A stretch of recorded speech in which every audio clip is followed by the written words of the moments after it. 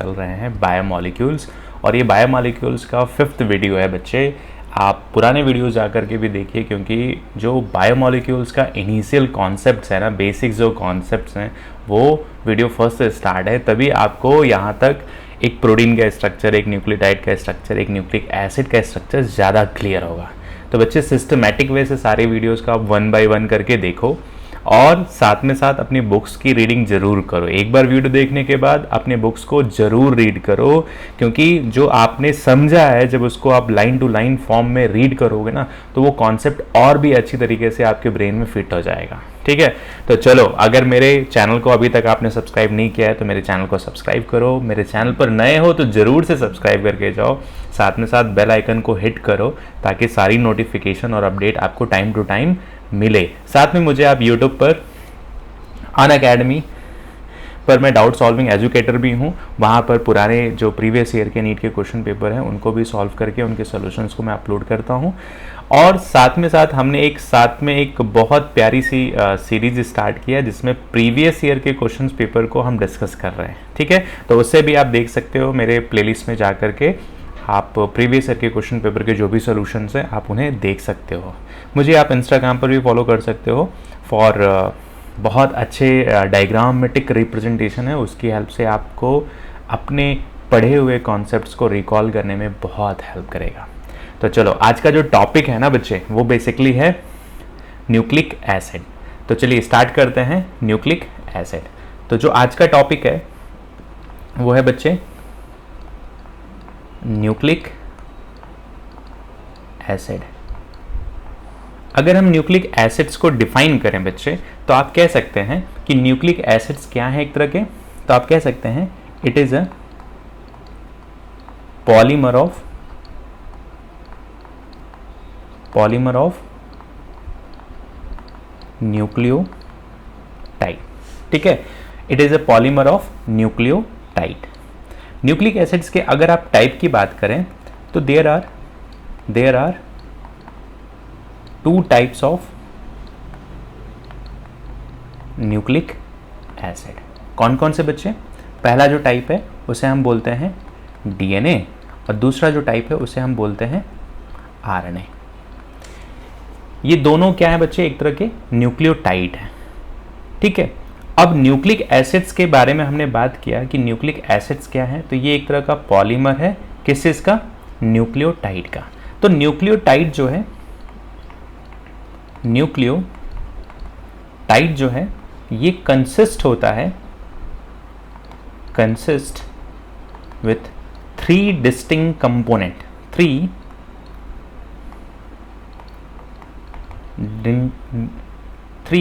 Distinct component. अब वो component कौन कौन से हैं बच्चे? तो कंपोनेंट है बच्चे क्या? पहला क्या है आपका? Pentose sugar. सेकंड जो है बच्चे उसको आप बोलते हैं नाइट्रोजनस बेस, और थर्ड जो है बच्चे उसे हम बोलते हैं फॉस्फेट ग्रुप।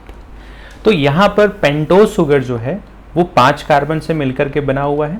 हमने नाइट्रोजनस बेस के स्ट्रक्चर्स को भी देखा, आप पुराने वीडियोस में जाकर देख सकते हैं कि नाइट्रोजनस जो बेस है इसमें बेसिकली एक तरह का क्या होता है बच्चे? हेट्रोसाइक्लिक कंपाउंड है। नाइट्रोजनस बेस क्या है? एक तरह का हेट्रोसाइक्लिक कंपाउंड है। तो अगर हम पहले कंपोनेंट की बात करें बच्चे, पहले कंपोनेंट की बात करें पेंटोज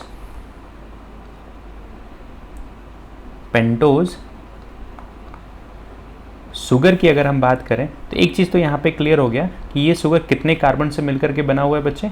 तो 5 कार्बन। और इस पेंटोज शुगर के 2 फॉर्म्स प्रेजेंट होते हैं। एक होता है बच्चे डीऑक्सी राइबोज शुगर, और दूसरा होता है बच्चे राइबोज शुगर।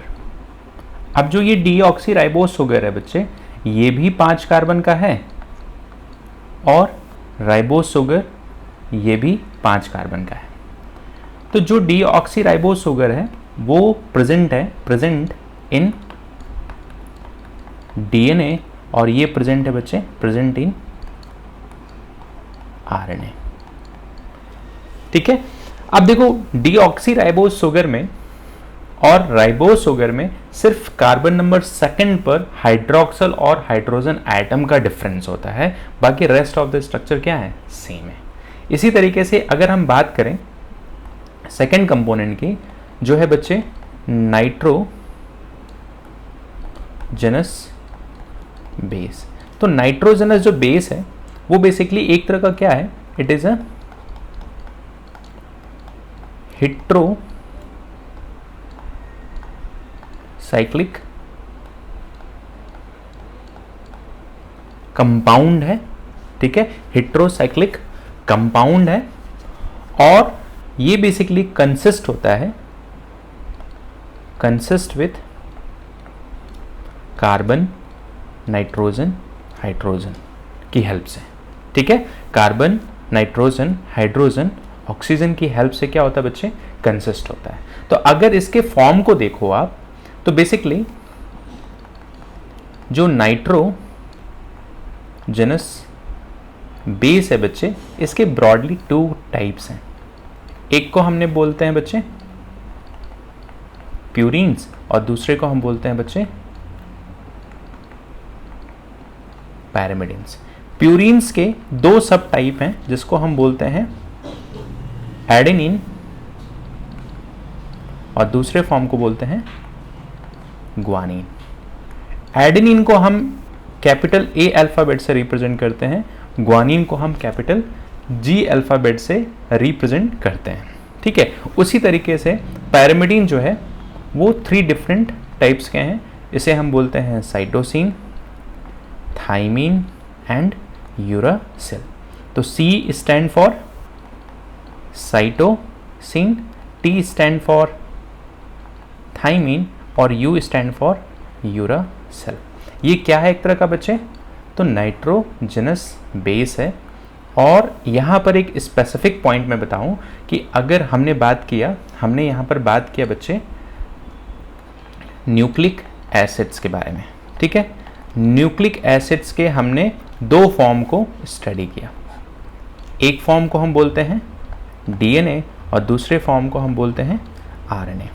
बात क्लियर है?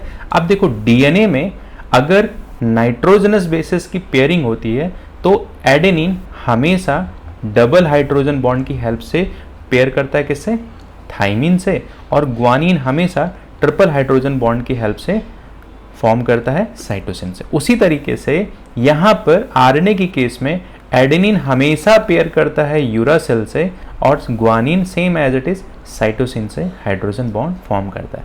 तो एक यहाँ पर इंपॉर्टेंट बात ये आपको दिख रही है बच्चे, एक यहाँ पर इंपॉर्टेंट नोट आप लिखना, uracil nitrogenous base is only present in RNA in place of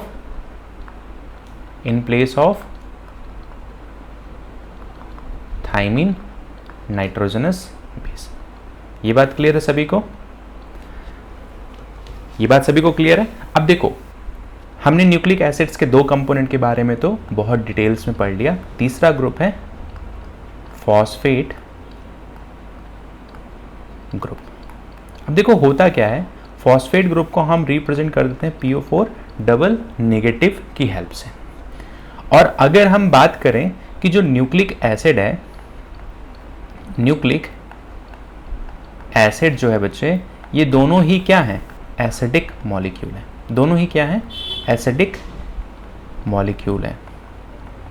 दोनों ही क्या है, एसिडिक मॉलिक्यूल है। न्यूक्लिक एसिड क्या है, nucleic acid acidic molecule. Acidic क्यों होते हैं, due to presence of phosphate group, due to presence of phosphate group. तो डीएनए के ऊपर भी नेगेटिव चार्ज होगा और आरएनए के ऊपर भी नेगेटिव चार्ज होगा। ऐसा क्यों, तो यहाँ पर मैं मेंशन कर देता हूँ, due to presence of phosphate group. ठीक है, due to presence of phosphate group. और ये दोनों क्या हैं, एसिडिक मॉलिक्यूल है। बात समझ में आ रही है यहाँ पर? यहाँ तक किसी को कोई कन्फ्यूज़न? बच्चे अगर कोई कन्फ्यूज़न हो तो आप मुझे कमेंट बॉक्स में आप मेंशन कर सकते हो कि सर मुझे ये टॉपिक नहीं बहुत क्लियर हुआ, आप फिर से इन चीज़ों को बताइए, तो मैं आपके लिए दोबारा से एक प्रिसाइज फॉर्म का वीडियो बना करके यूट्यूब पर अपलोड करूँगा। बस आप सभी से मेरा रिक्वेस्ट है कि आप मेरे वीडियो को ज़्यादा से ज़्यादा लोगों में शेयर कीजिए ताकि बहुत सारे स्टूडेंट्स की हेल्प हो सके। और बच्चे, मैं उन सभी को रिक्वेस्ट करना चाहता हूं जो इस वीडियो को फर्स्ट टाइम देख रहे हैं, इस चैनल पर फर्स्ट टाइम आ रहे हैं, तो मेरे चैनल को भी साथ में साथ आप सब्सक्राइब कीजिए और लोगों के साथ शेयर कीजिए, ठीक है? क्योंकि देखो बच्चे, यही जो आपकी एज है ना, इस एज में अगर आपने बहुत अच्छे से स्मार्टली वर्क कर लिया ना, तो आपका आने वाला फ्यूचर जो है वो बहुत क्लियर होगा, ठीक है? अगर आपके नीट के एग्ज़ाम्स क्लियर कर लेते हो बच्चे और आप पढ़ोगे तो डेफिनेटली क्लियर होगा। मैं सभी बच्चों को यही सजेस्ट करता हूँ कि एटलीस्ट वीडियो देखने के बाद, एटलीस्ट पढ़ने के बाद अपनी बुक्स को ज़रूर रीड कीजिए, क्योंकि एनसीईआरटी के बाहर कहीं कोई क्वेश्चंस नहीं आने वाला। अभी हमने एक रिसेंटली एक वीडियो सीरीज स्टार्ट किया है नीट के प्रीवियस ईयर के क्वेश्चन पेपर, तो जो भी प्लेलिस्ट में हमारी वीडियोस हैं आप उनको देखिए और उससे रिलेटेड जो भी क्वेश्चंस प्रीवियस ईयर के नीट के एग्जाम्स में पूछे गए हैं आप उनको सॉल्व कीजिए। वो आंसर्स बहुत आपको ईजी लगेंगे, बहुत आसानी से आप नीट के क्वेश्चंस का आंसर्स दे सकते हैं, ठीक है? चलो स्टार्ट करते हैं। जो दूसरा टॉपिक है आज का, स्ट्रक्चर ऑफ प्रोटीन। तो अगर हम बात करें स्ट्रक्चर ऑफ प्रोटीन, तो देखो बच्चे, प्रोटीन जो है, अगर मैं सिर्फ प्रोटीन टर्म को डिफाइन करूं फिलहाल के लिए, तो मैं मेंशन कर सकता हूं कि प्रोटीन्स आर अ हेट्रोपॉलीमर, जो है एक तरह का हेट्रोपॉलीमर है। प्रोटीन क्या है? It is a heteropolymer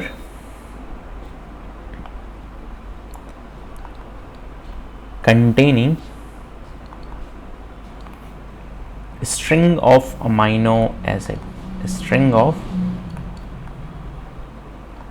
amino acid। देखो बच्चे, जैसे न्यूक्लिक एसिड्स में हमने पढ़ा कि ये एक तरह का क्या है, पॉलीमर है न्यूक्लियोटाइड का, होमोपॉलीमर आप कह सकते हैं, या आप प्रोटीन के केस में अगर आप बात करो बच्चे तो ये एक तरह का हेट्रोपॉलीमर है। हेट्रोपॉलीमर क्यों हमने बात किया? क्योंकि जो अमाइनो एसिड का नंबर है ना बच्चे, 22 स्टैंडर्ड अमाइनो एसिड है। क्या है? स्टैंडर्ड अमाइनो एसिड है, ठीक है? अब हमने ऐसा क्यों बोला? क्योंकि आप देखो, हमने यहाँ पर बात किया कि बेसिकली ये एक अमाइनो एसिड है, ये एक अमाइनो एसिड है, ये एक अमाइनो एसिड है। अभी हमने इसको नंबरिंग नहीं दिया है, तो सपोज ये अमाइनो एसिड फर्स्ट है, ये सेकंड है, थर्ड है, ये फोर्थ है, ठीक है? तो अगर हम बात करें, हमने बोला कि ये एक तरह का क्या है बच्चे, स्ट्रिंग ऑफ हेट्रोपॉलीमर है पहली चीज। अब देखो, जहां पर पहला अमाइनो एसिड्स होगा वो प्रोटीन का कौन सा एंड होगा? N terminal. और जो लास्ट अमाइनो एसिड होगा वो प्रोटीन का कौन सा एंड होगा? सी टर्मिनल, ठीक है? अब इसे हम सी टर्मिनल और एन टर्मिनल क्यों बोलते हैं? क्योंकि अगर हम बात करें, ये एन टर्मिनल है और ये बच्चे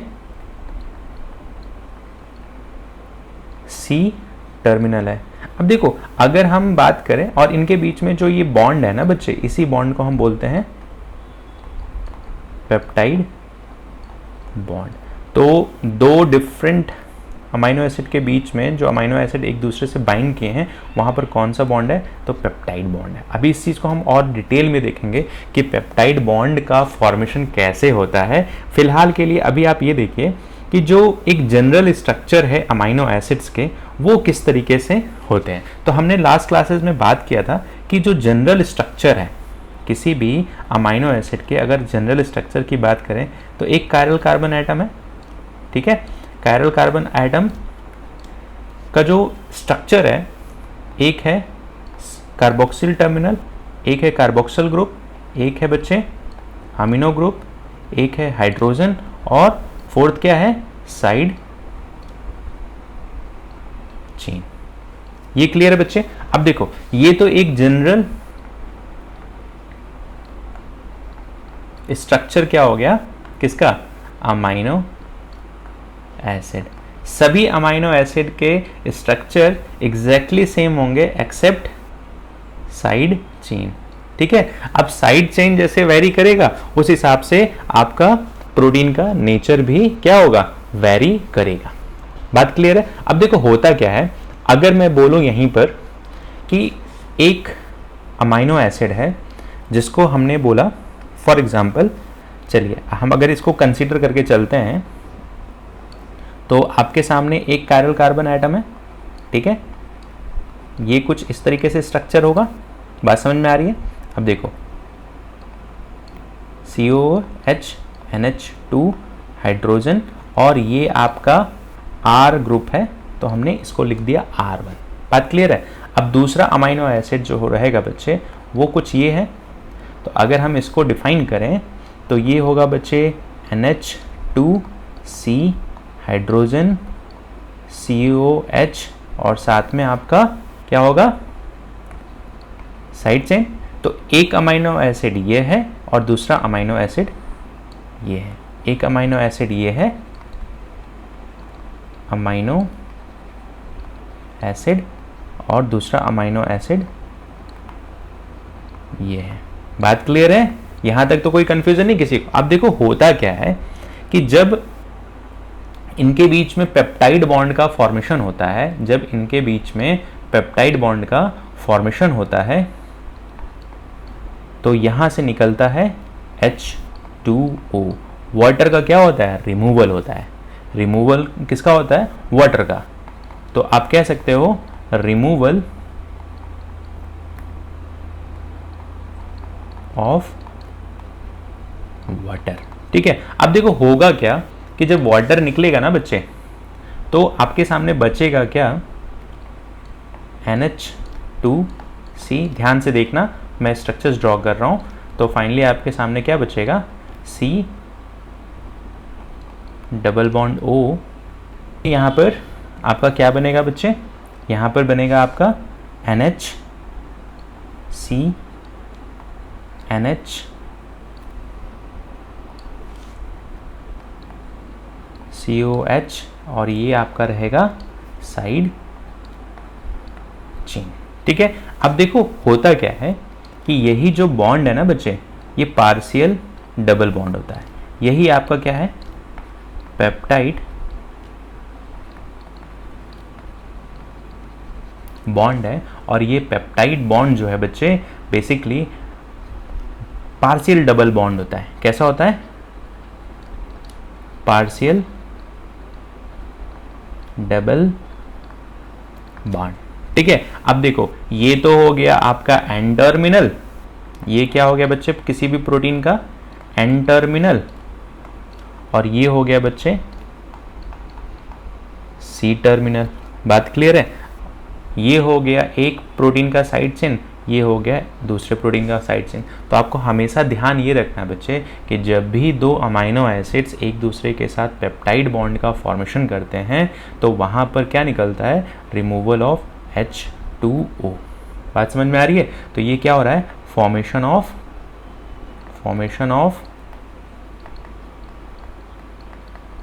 पेप्टाइड बॉन्ड। पेप्टाइड बॉन्ड का क्या हो रहा है, फॉर्मेशन हो रहा है, और यहाँ से क्या निकल रहा है, H2O का रिमूवल हो रहा है। ये बात क्लियर है सभी को। अब देखो यहीं पर एक छोटी सी बात मैं आपको और बताना चाहता हूं कि बेसिकली अगर हम बात करते हैं पेप्टाइड बॉन्ड के फॉर्मेशन में, तो यहाँ पर जब इनिशियल लेवल पे प्रोटीन का सिंथेसिस होता है, इनिशियल लेवल पर अगर मैं बोलूँ कि आपके सेल के अंदर DNA प्रेजेंट है जेनेटिक मटेरियल के फॉर्म में, DNA से क्या बना, mRNA बना, और mRNA से क्या बना बच्चे, तो एक प्रोटीन बना।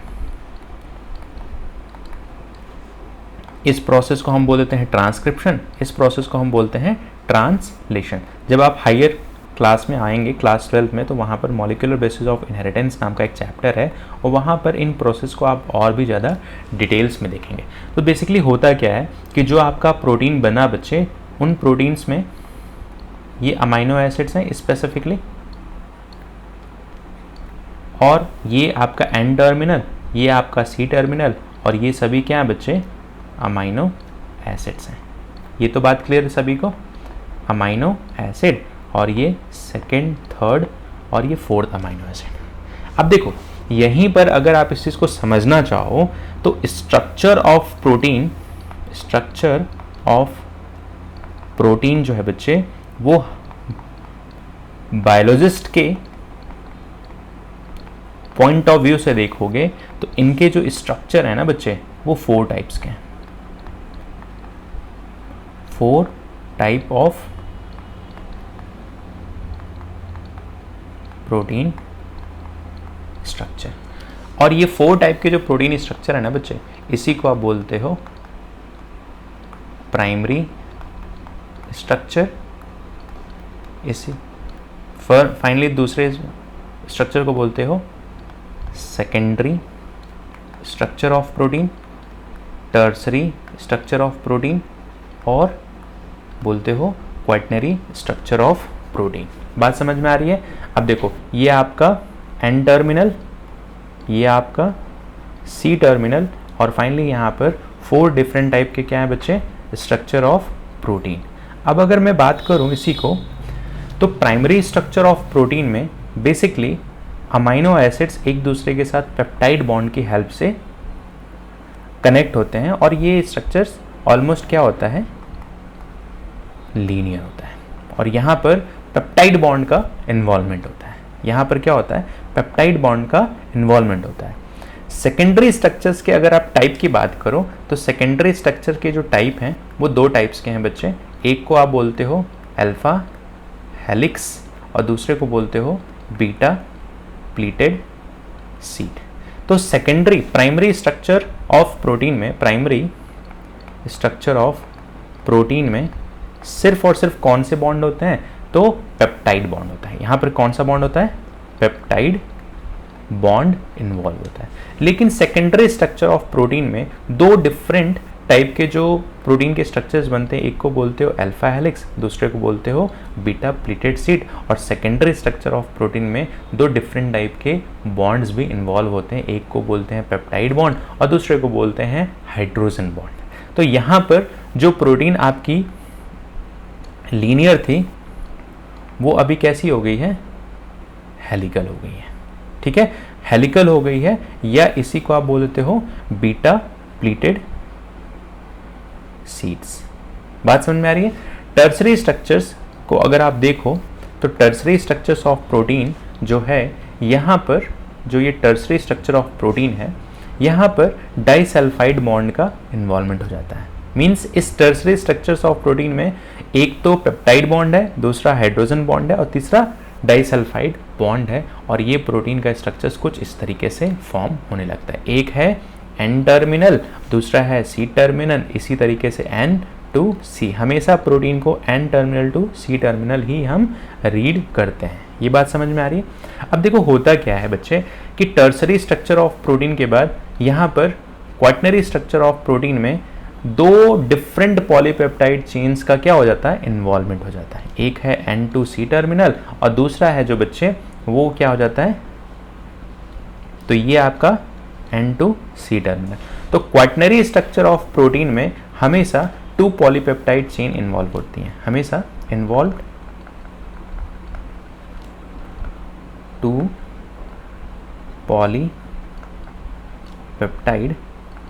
चेन, हमेशा 2 पॉलीपेप्टाइड चेन्स क्या होती हैं इन्वॉल्व हो जाती हैं। और अगर मैं एग्जांपल्स की बात करूं, अगर मैं यहाँ पर एग्जांपल्स की बात करूं तो basically tertiary structure of protein में अगर आप बोलो तो एग्जांपल इसका क्या है बच्चे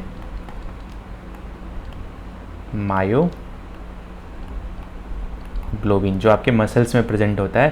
क्वाटरनरी स्ट्रक्चर्स ऑफ प्रोटीन का जो एग्जांपल है बच्चे अगर हम बात करें हीमोग्लोबिन, कहाँ प्रेजेंट होता है रेड ब्लड सेल्स के अंदर हीमोग्लोबिन प्रेजेंट होता है। तो हीमोग्लोबिन एक तरह का क्या है क्वाटरनरी स्ट्रक्चर ऑफ प्रोटीन और हीमोग्लोबिन में एक अल्फा और अल्फा 2 और बीटा 2 पॉलीपेप्टाइड चेन्स का इन्वॉल्वमेंट होता है।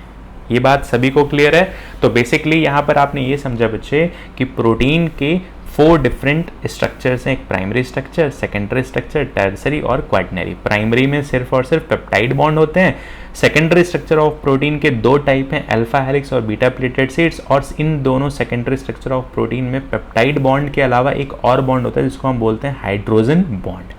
टर्सरी स्ट्रक्चर ऑफ प्रोटीन में एक सिंगल पॉलीपेप्टाइड चेन होती है और यहाँ पर हाइड्रोजन बॉन्ड के साथ साथ आपका डाइसल्फाइड बॉन्ड भी एंट्री लेता है। ठीक है, means tertiary structure of protein में अगर कोई आपसे पूछे कि कौन कौन से बॉन्ड होते हैं, तो एक तो पेप्टाइड बॉन्ड जो सबसे बेसिक है, दूसरा है हाइड्रोजन बॉन्ड, तीसरा है disulphide bond. Quaternary structure of protein का जो बेस्ट एग्जांपल है वो हीमोग्लोबिन है, और यहाँ पर सबसे इंपॉर्टेंट बात यह है बच्चे कि यहाँ पर 2 पॉलीपेप्टाइड चेन्स का इन्वॉल्वमेंट होता है।